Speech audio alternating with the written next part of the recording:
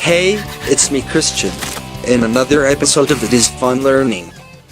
And today's topic is algorithm and flowchart. So let's go first with algorithm. What is algorithm? Well, algorithm is defined as a finite set of instructions that specifies a sequence of operation to be carried out in order to carry out a process or to solve a specific problem. There are 6 properties of algorithm. First, finiteness, meaning an algorithm should have exact number of steps to be taken and it has to end. Second, there should be no ambiguity in every instruction. Third is the instruction should be performed from top to bottom. Fourth is input and output should be specified in an algorithm. Fifth is of course the solution provided must be effective.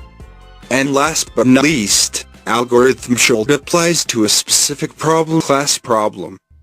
Okay, now, let us go to 2 types of specifying algorithm. The one is pseudocode and the other one is with the use of flowchart. So let us go with pseudocode first. With pseudocode, you are just like listing the steps of algorithm and you are using essentially natural language of superimposed control structure or generic English like terms that are somewhat work like computer codes. Also, it is not as standardized as flowchart. So let me show you an example. You are to write an algorithm to determine a student's final grade and indicate whether it is passing or failing. The final grade is calculated as the average of 4 marks. And your pseudocode will be like this.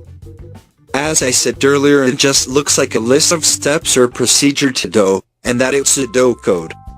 First step would be to input a set of 4 marks and then calculate their average by summing and dividing by 4. And if average is below 50 it would print the word fail, but if it's not then it would print the word pass. And after that of course you have to end it.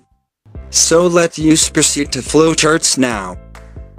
So flowcharts in algorithm is defined as a visual representation as it will use symbols, shapes and drawing to represent an algorithm. It consists of sequence of instructions linked together by arrows to show the order in which the instruction must be carried out. The process of drawing flowcharts is of course referred to as flowcharting. So here are the different symbols to be used in flowcharting an algorithm. First is rounded rectangle. This serves a terminal for the flowchart, meaning this is where a flowchart will begin and also end. Next is the hexagon shape, which referred to as the preparation, since this symbol signifies the preparation. Then the rhombus shape, where you will place your input or output operation such as the value of the variables and print or display the final output. The fourth shape is a simple rectangle, which will represent all the processes such as computational processor formula in your algorithm. And this diamond symbol what will represent the decision making and branching of your algorithm. These 2 shapes, a circle and pentagon, are referred to as on and off page connector, which will be used only for long and complicated flowchart, which will not be the case for today. And last but not the least, the flow lines that indicate the flow of operation. So let us now try making a flowchart. Let us try it with the pseudocode we did earlier. But we should transform the pseudocode into a detailed algorithm first. And this is how it will look like. In the step 1 is with the input, step 2 is the computational processor formula, and in step 3 the decision-making stage, which will determine whether the student did pass or not. And with that we will start identifying which symbols we are going to use with every step. Step 1. Inputting the 4 marks of the student. Since this step deals with the inputting the data, then we will be using robust shape for this one. Next step.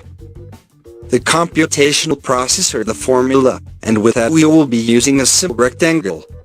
Third step is a decision-making procedure, so we will be using a diamond for this one. Since it is a decision-making procedure, we will have at least 2 possible answers, which in this case is yes or no, which will decide if the student did pass or fail. And after we identified which symbols we are going to use, it is now time to connect these symbols using flow lines.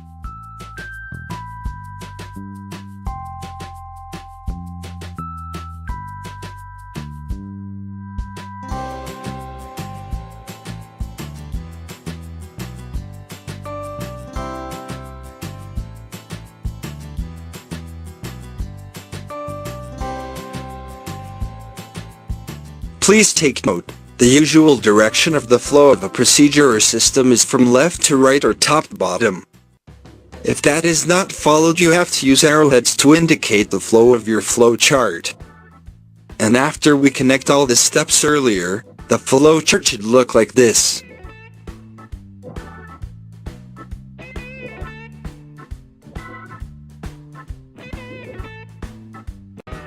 Did you get it right? Tell us in the comment below and stay tuned for more video. And if you like our video, please click like and subscribe for more content in the future. Thank you for watching.